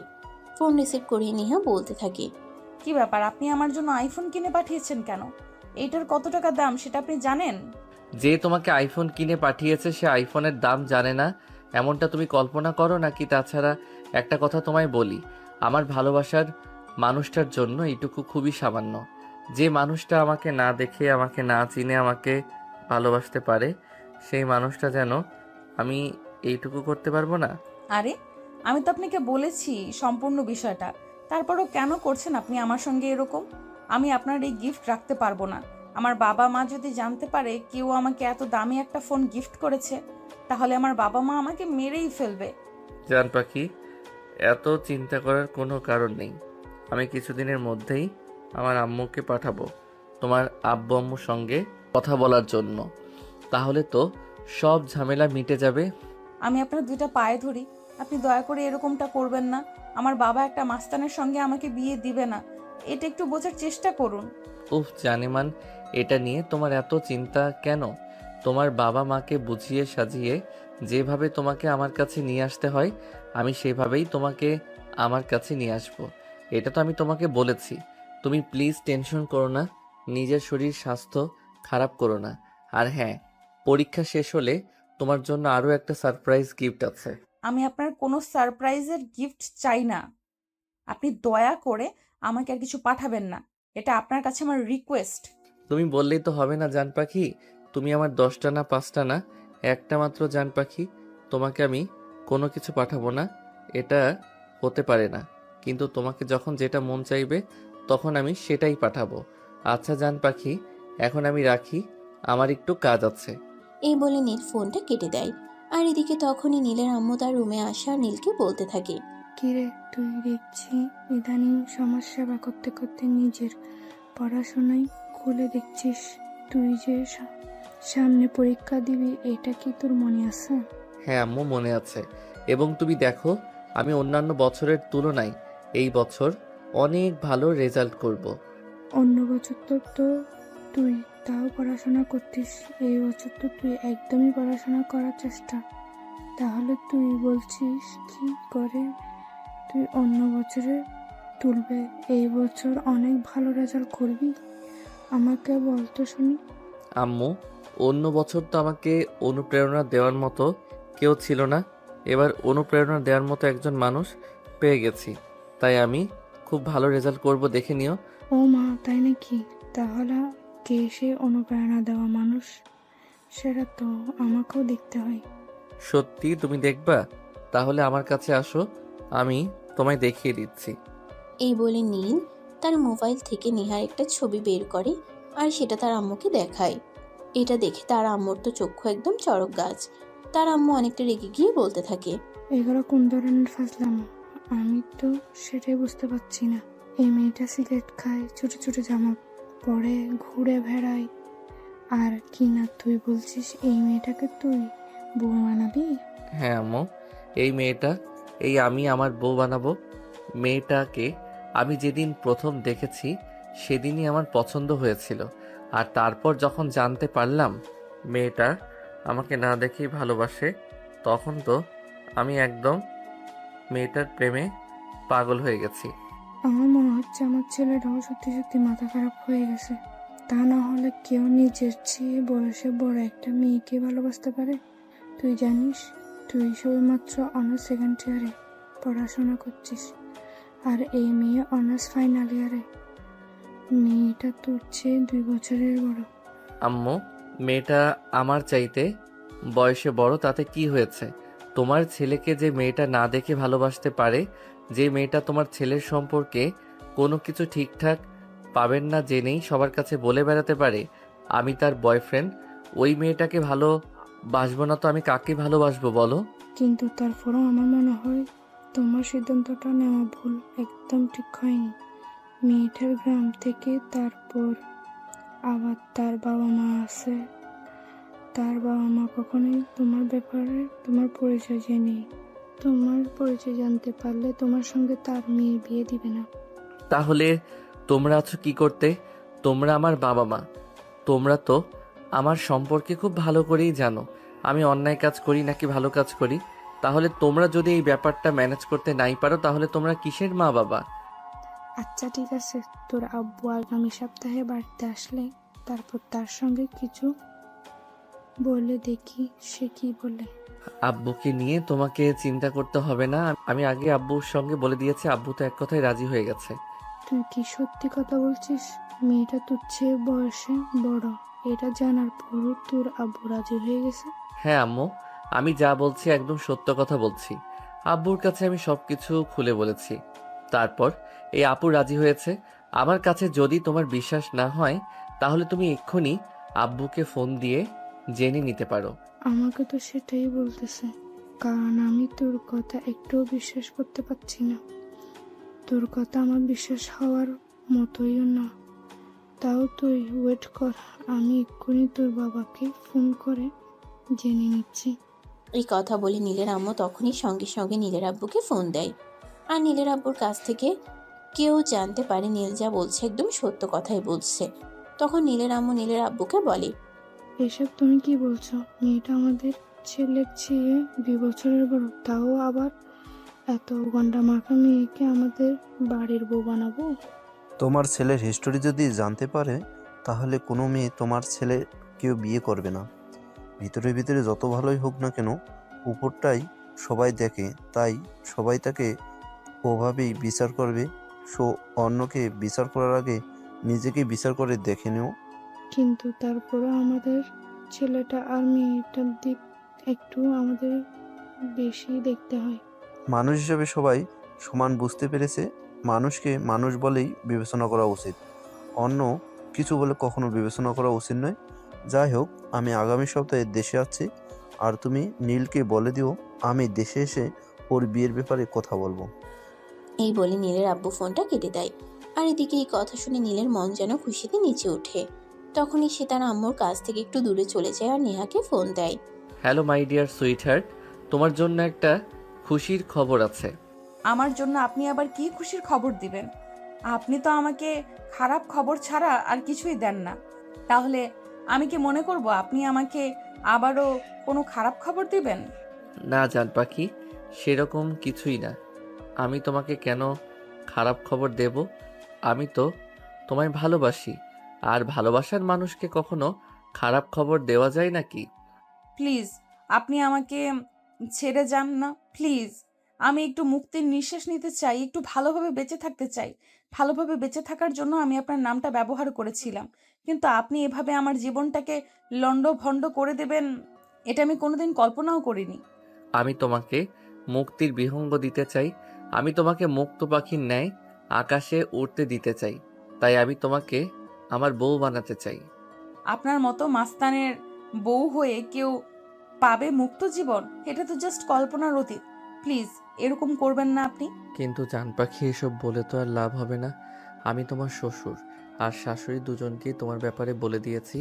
তারা তো ঠিক করেছে আগামী সপ্তাহে তোমাকে দেখতে আসবে আর বিয়ের পাকা কথা বলবে।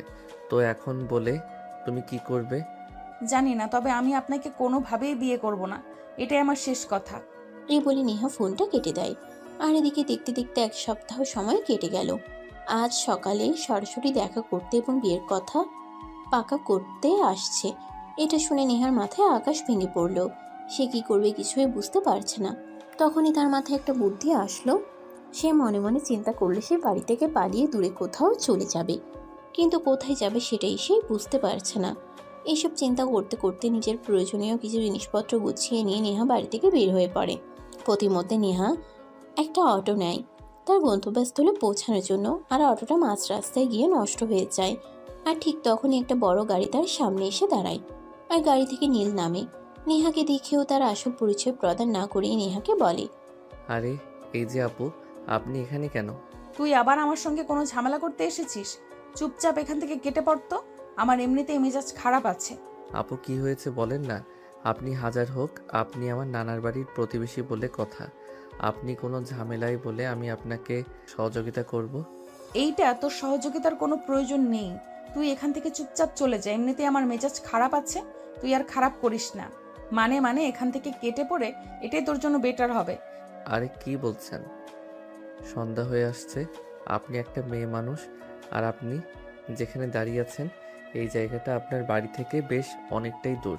এখান থেকে যদি আপনি বাড়িতে যেতে চান তাও কম হলে রাত 10টা বেজে যাবে। তো আপনি এখন এটাই বলুন যে কোথায় যাবেন, আমি আপনাকে নিজ দায়িত্বে পৌঁছে দেব।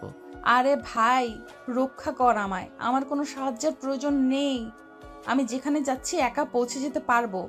তোরা যেখানে যাচ্ছিস যা, কিন্তু দয়া করে আমার বাড়ির কাউকে বলবি না আমি বাড়ি থেকে পালিয়ে যাচ্ছি। একটা শর্তে, আপনি মেয়ে মানুষ, আপনাকে আমি একা কোথাও যেতে দিতে পারি না। আপনি আমার সঙ্গে চলুন, আমি আপনাকে আপনার গন্তব্যস্থলে পৌঁছে দিব। নীলের এই কথা শুনে নেহা বেশ কিছুক্ষণ কিছু একটা চিন্তা করলো। আর তারপর নীলকে বলতে লাগলো, আচ্ছা ঠিক আছে, আমি তোর প্রস্তাবে রাজি, কিন্তু এই মুহূর্তে আমার এখান থেকে চলে যাওয়া চাই। তা না হলে আমার জন্য খুব বড় একটা বিপদ অপেক্ষা করছে। তার চাইতে বরং এইটাই ভালো হয় যে আমি তোর সঙ্গে যাই। এই বলে নেহা নীলের সঙ্গে গাড়িতে উঠে বসলো। আর নীল তখনই গাড়ি স্টার্ট করলো। তখনই হঠাৎ নেহা লক্ষ্য করলো নীল নেহার গন্তব্যস্থলের দিকে না যেয়ে অন্যদিকে গাড়িটা নিয়ে যাচ্ছে। এটা দেখে নেহা বলতে লাগলো, কি ব্যাপার, তোকে আমি এক জায়গার কথা বললাম আর তুই অন্য জায়গা থেকে গাড়ি নিয়ে যাচ্ছিস কেন? কি সমস্যা তোর? তুই আবার আমাকে কোনো ফাঁদে ফেলার চেষ্টা করছিস না তো? আরে না, এসব আপনি কি বলছেন? আমি এরকম চিন্তাও করছি না। আসলে ওদিকে রাস্তাটা খুবই খারাপ, তাই আমি আপনাকে এদিক দিয়ে নিয়ে যাচ্ছি। আসলে আমি তো আসার সময় ওই দিক দিয়ে এসেছি। আমি জানি রাস্তাটা খুব খারাপ, আর আসার সময় আমার অনেক কষ্ট হয়েছে, তাই এদিক দিয়ে যাচ্ছি। আপনি কোনো চিন্তা করবেন না, আপনি নিশ্চিন্তে থাকুন। আপনাকে আমি সময় মতো জায়গায় পৌঁছে দিব। নীলের কথায় নেহা অনেকটা আশ্বস্ত হয় আর একটু চুপ হয়ে বসে থাকে। তখনই হঠাৎ করে নেহার চোখটা লেগে গেল। নেহা এটা বুঝতেই পারল না। নেহার যখন ঘুম ভাঙলো তখন সে নিজেকে একটা রাজকীয় রুমের মধ্যে আবিষ্কার করলো। তখনই নেহা চিৎকার করতে লাগলো, এ কে, কোথায় আছো? আমাকে এখানে কে নিয়ে এসেছে? প্লিজ সাড়া দাও। এই কথা বলে নেহা চিৎকার চেঁচামেচি করতে থাকে, কিন্তু আশপাশ থেকে কেউ নেহাকে সাহায্য করতে আসে না। তখনই নেহা হঠাৎ করে দেখতে পায় কেউ একজন রুমের দরজা খুলে প্রবেশ করছে। নেহা মাথা উঁচু করে দেখতে পায় সেখানে একটা মেয়ে এসেছে। তখনই নেহা মেয়েটাকে বলতে থাকে, এই মেয়ে কে তুমি? আর আমাকে এখানে নিয়ে এসেছো, এইটা তুমি বলতে পারবে? আরে ভাবি, তুমি এভাবে চিৎকার চেঁচামেচি করছো কেন? এখানে তোমাকে তোমার ভালোবাসার মানুষটাই নিয়ে এসেছে, যাকে তুমি না দেখে ভালোবেসেছিলে, যার সম্পর্কে কোনো কিছু না জেনে তাকে তুমি মন প্রাণ উজাড় করে দিয়েছিলে। সেই মানুষই তোমাকে এখানে নিয়ে এসেছে। মানে ওই নীল ইমতিয়াজ ছেলেটার কথা বলছো তুমি? হ্যাঁ, তুমি একদম ঠিক বলতে পেরেছো। আমার ভাইয়াই তোমাকে এখানে তুলে এনেছে শুধুমাত্র তোমার ভালোবাসার সততা প্রমাণ নেওয়ার জন্য। আমার ভাইয়া সত্যিই তোমাকে ভালোবাসে, আর তুমিও তাকে না দেখেই ভালোবেসেছো।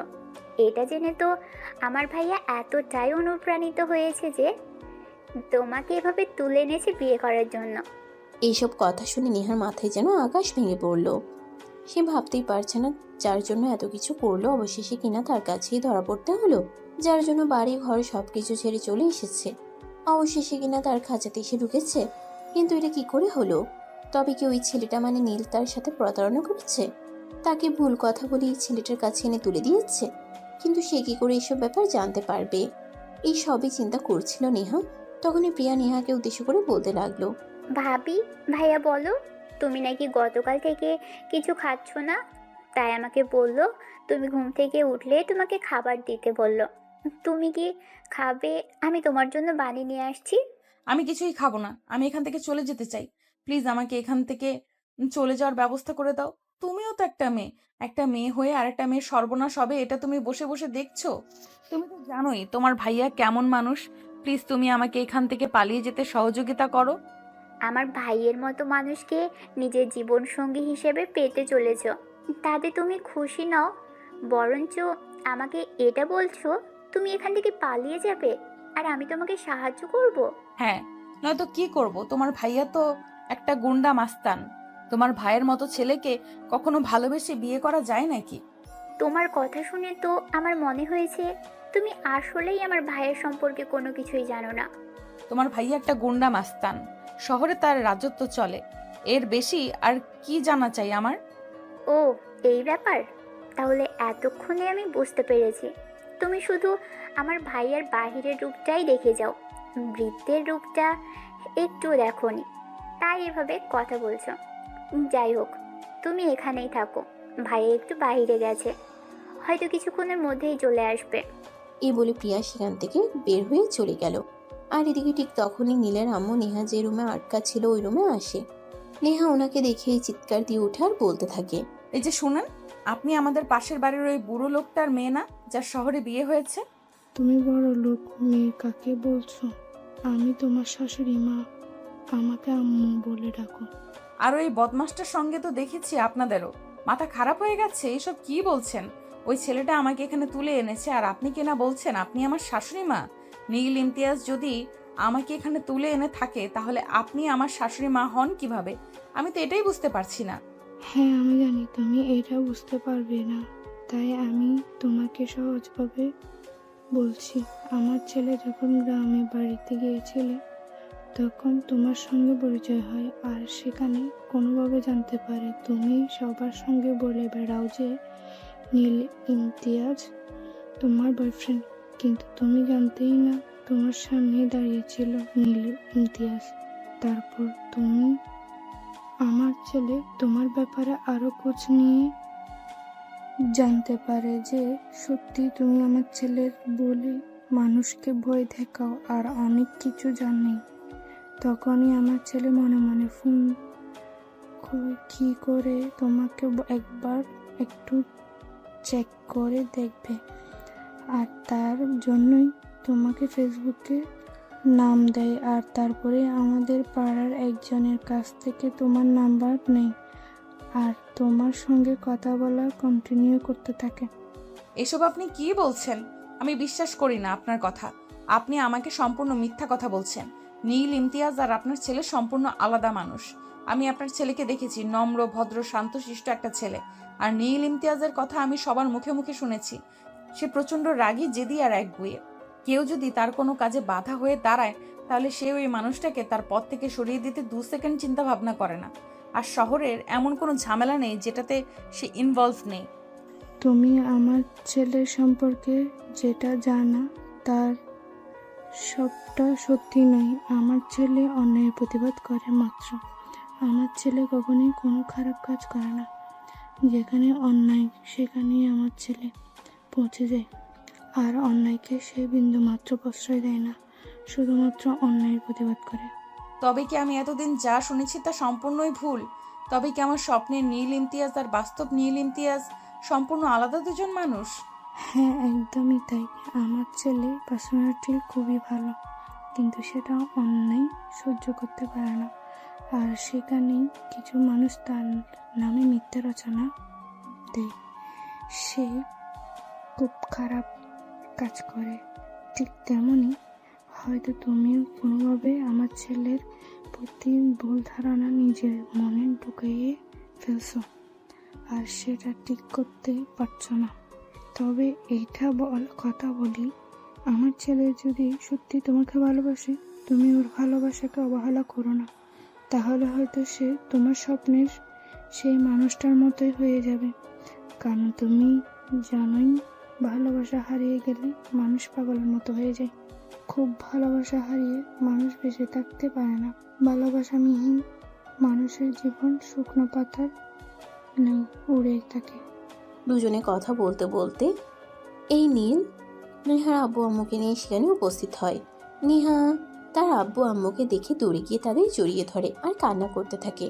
তখনই নেহার আম্মু নেহাকে বলে, কি হলো, তুই এইভাবে কান্না করছিস কেন? নিজের ভালোবাসার মানুষকে পেতে চলেছিস, এর চাইতে খুশির খবর কি আর কিছু হতে পারে নাকি? এই বলে নেহার আম্মু নেহাকে বোঝাতে শুরু করে, কিন্তু নেহার কান্না যেন কিছুতেই থামছে না। নেহা কান্না করেই চলেছে। তখনই নীল তাকে বলে, কি হলো ম্যাডাম, তুমি এখনো কেন কান্না করে চলে যাও? তুমি তো তোমার স্বপ্নের মানুষটাকে পেতে চলে যাও। স্বপ্নের মানুষটাকে পাওয়া হয়ে গেলে কি কারোর চোখে জল আসে? আমার চোখে জল এই কারণেই আসছে না যে আমি আমার ভালোবাসার মানুষটাকে পেতে চলেছি, যে আমার চোখের জল এই কারণে আসছে যে আমি আমার ভালোবাসার মানুষটাকে এতদিন ভুল পরিচয় জেনে এসেছি।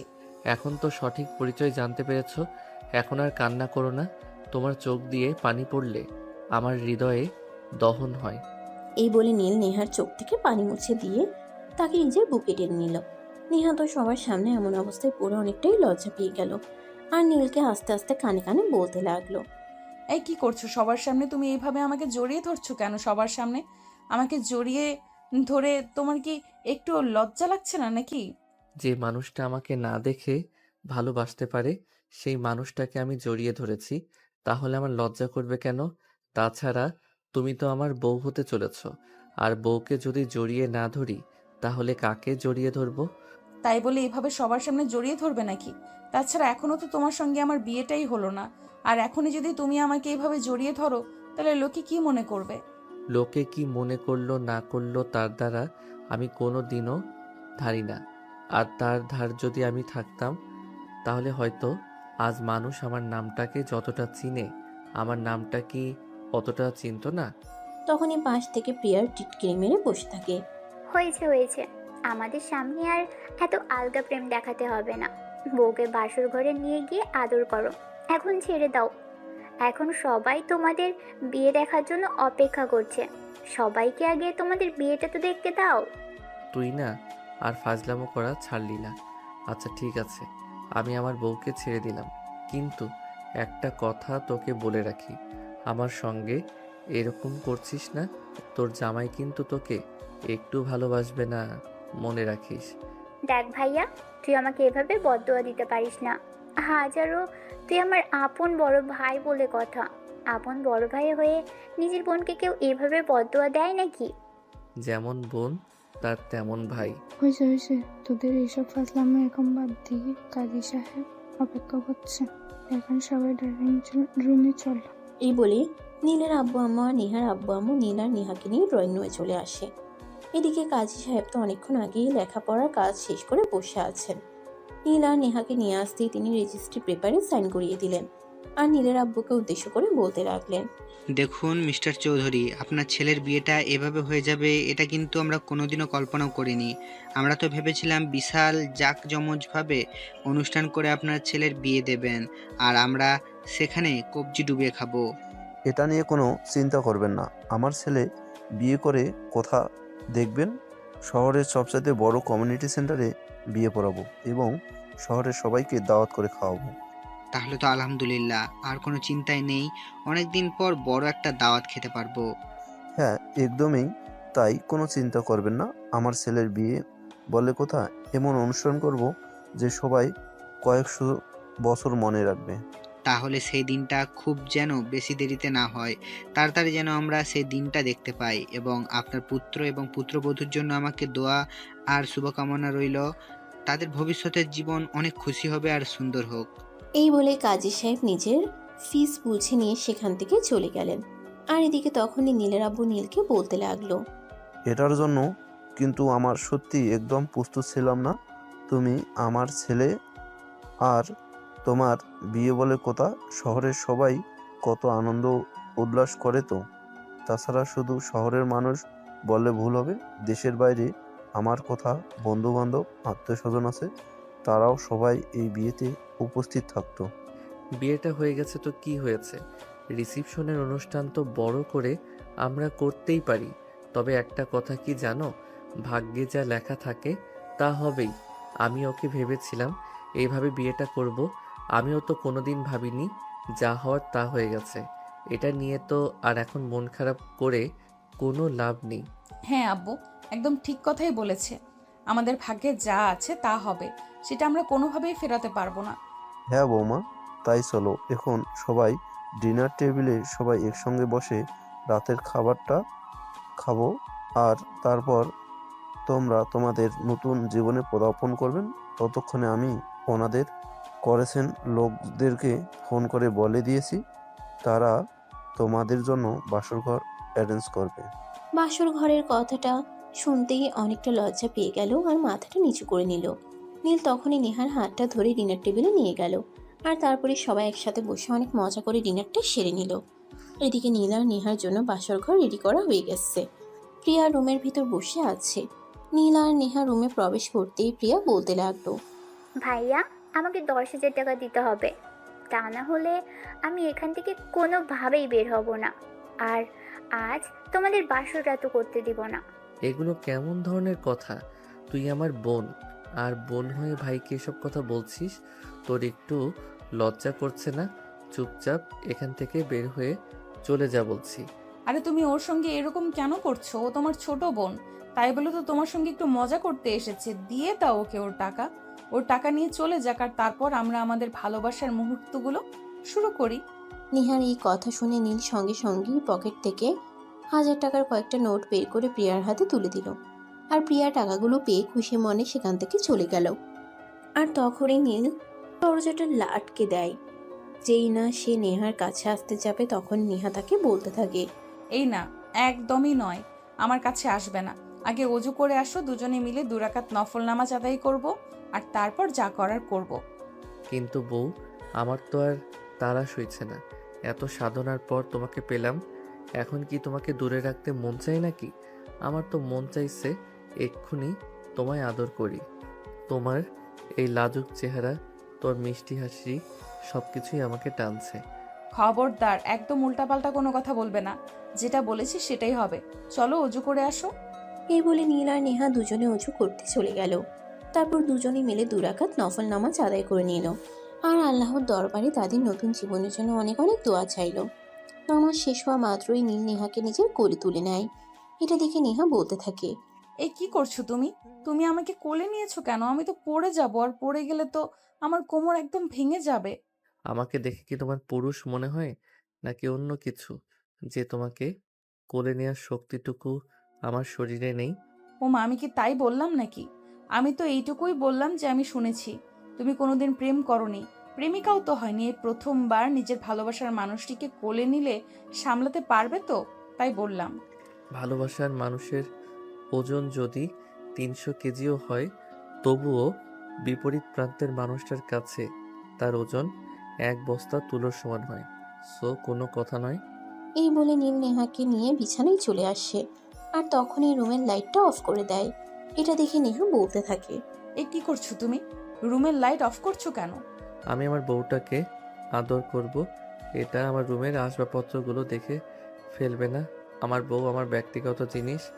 আমার বউকে আমি আদর করব, এটা অন্য কেউ কেন দেখবে? ও মা, তাই বুঝি? হ্যাঁ গো তাই। আমার ভালোবাসার মানুষটা শুধুমাত্রই আমার, তার সবকিছু দেখার অধিকার আমার রয়েছে, অন্য কারোর নেই। এই বলে নীল নেহাকে নিয়ে সুখের রাজত্ব করতে চলে যায়। এরপর চলে গেল দীর্ঘ 3 বছর। নেহা রান্নার কাজ করছে, তখনই বেডরুম থেকে নীল নেহাকে ডাক দেয়। এই নেহা, নেহা কোথায় তুমি? তাড়াতাড়ি একবার রুমে আসো। আমি এখন রুমে আসতে পারবো না। আমার রান্নাঘরে অনেক কাজ পড়ে আছে। তুমি তো জানোই শাশুড়ি আম্মু কয়েকদিনের জন্য দেশের বাইরে গেছে, তাই এখন বাসার সব কাজ আমাকে একা হাতেই সামাল দিতে হয়। তাই রুমে বসে বসে অযথাই পেঁচাল করবে না, একদম বলে দিলাম। আরে বাবা, আমি তোমার সঙ্গে প্যাচাল করতে কেন যাব?